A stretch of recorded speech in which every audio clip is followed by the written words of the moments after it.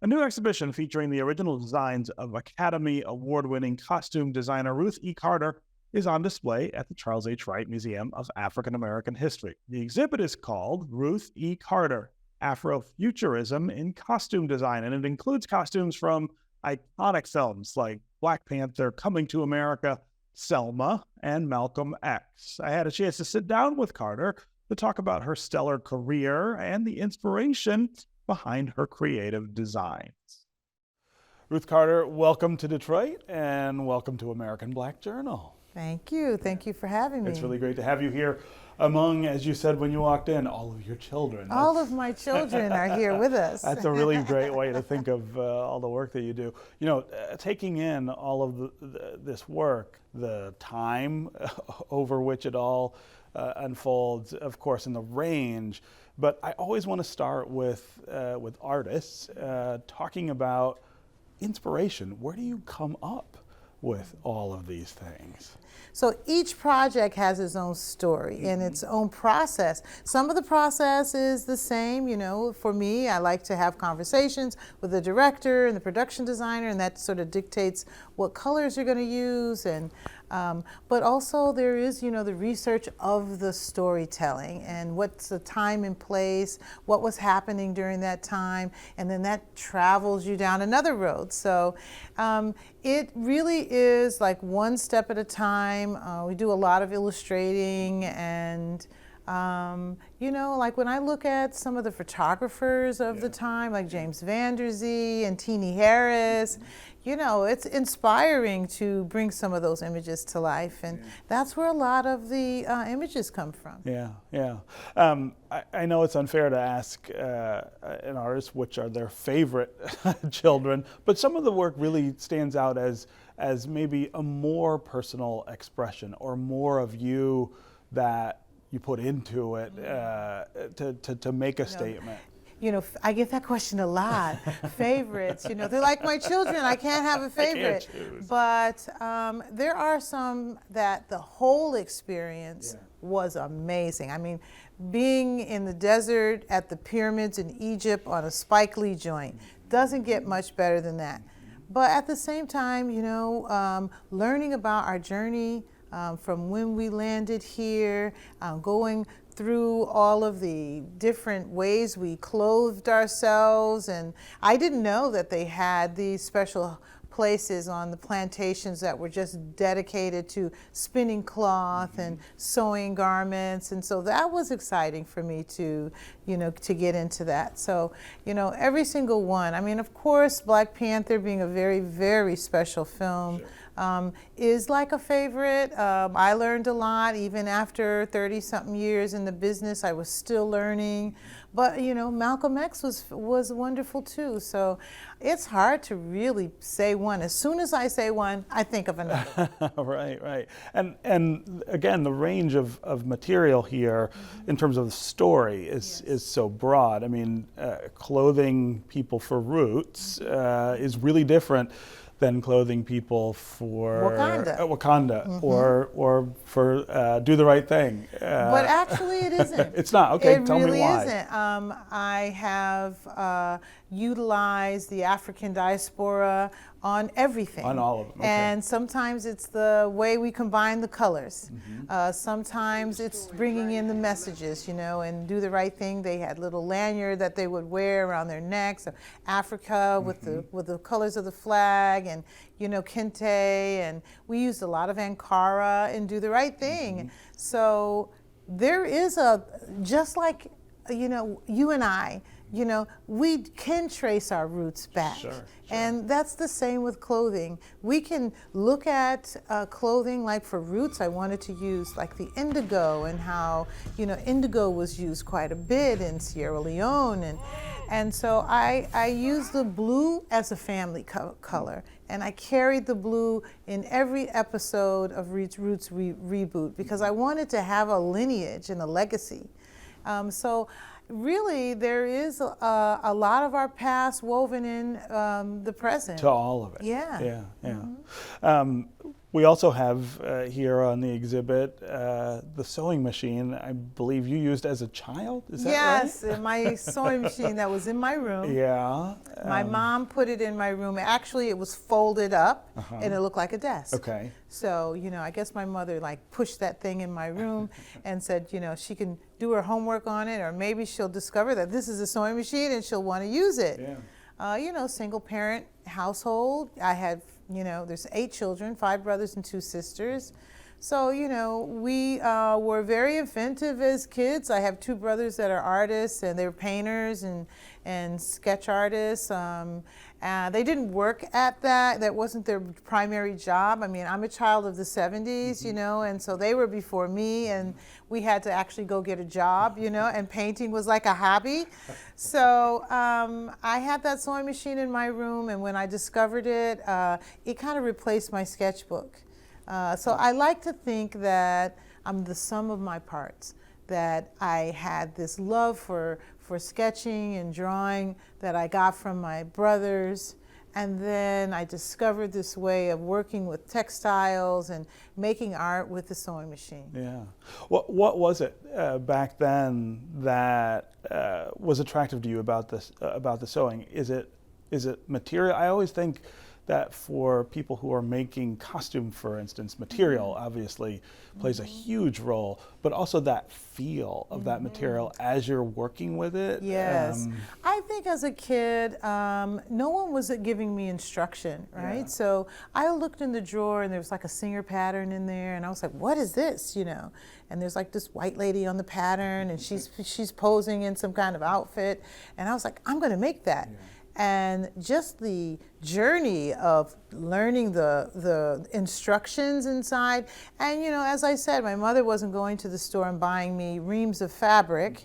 So I was going in the attic and getting that was the place where clothes went to live in infinity. And I would get things from there and repurpose them and turn jeans into skirts and, jean jackets and things like that. So I think it was the exploration of how I could change things. There were scissors in there and sewing needles, and how I had to learn how to thread the machine. And so it was like this exploration, and I thought, what could I make with this? Sure. Yeah.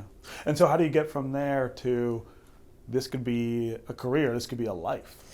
Yeah, I guess you could say that, I was a costume designer even then, right? Because I never wore anything that I made. I was trying to create things. And so from there, I actually went to Hampton to study special education.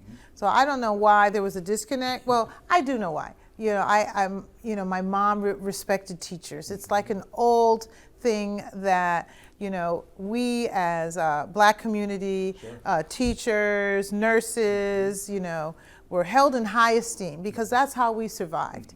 And I didn't know really what I wanted to major in, but education was something that she was pushing for me. And so I went and I majored in special ed. But after 2 years, I realized from a lot of experiences I had in the summers that I wanted to be in theater. Yeah. And I changed my major 2 years into Hampton to theater arts.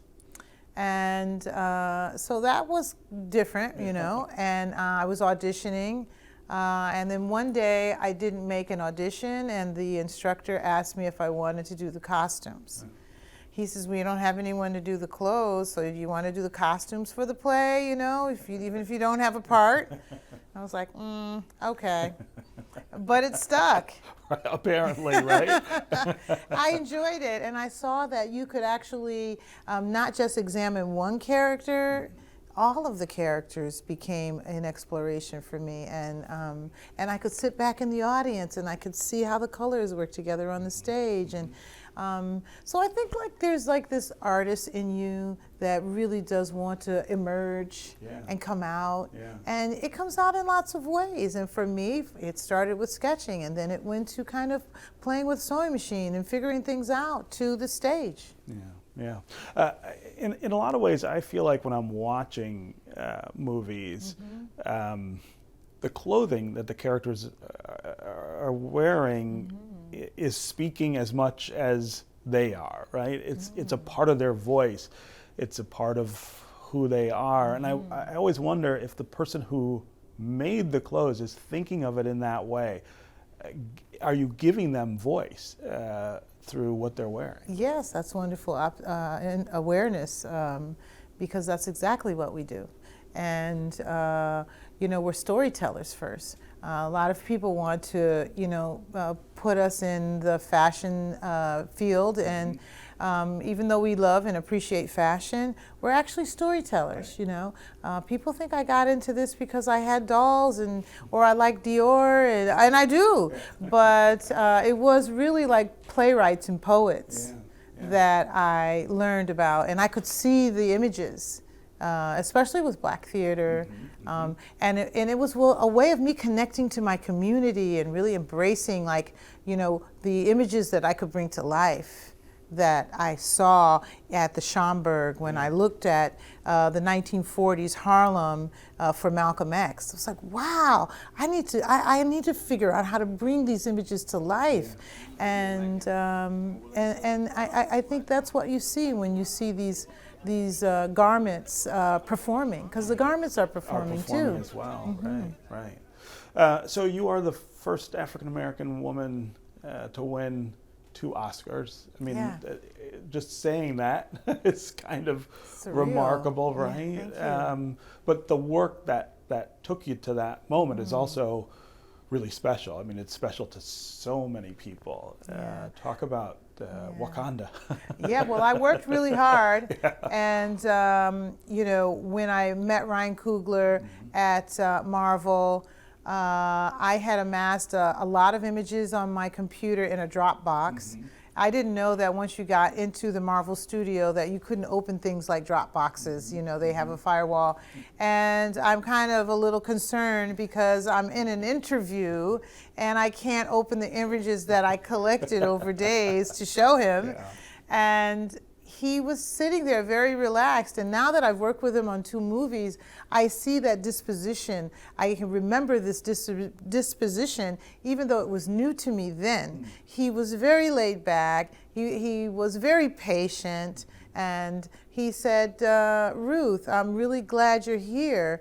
I was a little boy growing up in Oakland when Malcolm X came out, and I remember it was a family environment in the theater. People are excited about the movie opening. I went with my family. I sat on my dad's lap and watched Malcolm X, and I remember as a little boy seeing the costumes. Wow. And when he said that, what I was concerned about on that Dropbox was no longer important. That's not the issue, right? Yeah, and I realized I could contribute something to this young man.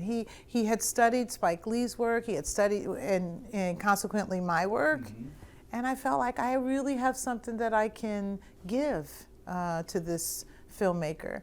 And so with that spirit, eventually I did get to show him everything that I had. But with that spirit of sharing and knowing that I was in a position to give him something, it made our relationship very strong. So I could walk up to Ryan Coogler on set and it would be welcome. It would be a welcoming feeling. It wouldn't be where I was afraid or intimidated, or sometimes that does happen in Hollywood.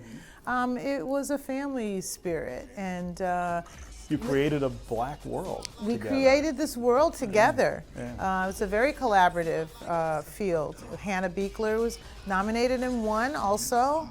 There's a cinematographer that's talking about the lighting. So the understanding of the whole thing is very important. So by the time it was released, the trailer came out, I was sitting there watching, and I immediately started getting text messages and tweets and all kinds of stuff, and I thought, wow, this is really going to be big. And then there I was on the Oscar stage, and Spike Lee was in front of me. Oh, wow. Oh, my goodness. And part of my speech that I went off book was the very beginning, where I said, you know, thank you, Spike, for my start. Right. I hope this makes you proud. Right. And he leaped up out of his chair. So I felt I had such a special night, winning that Oscar, not only being the first African American to win the Oscar for costume design, to have my mentor, Spike Lee, sitting right in front of me from the stage, and also to bring this Black Panther film, this, you know, African fictitious place of Wakanda, but this beautiful world of Africa, it's bringing it to life. It was the perfect film to win the Oscar for.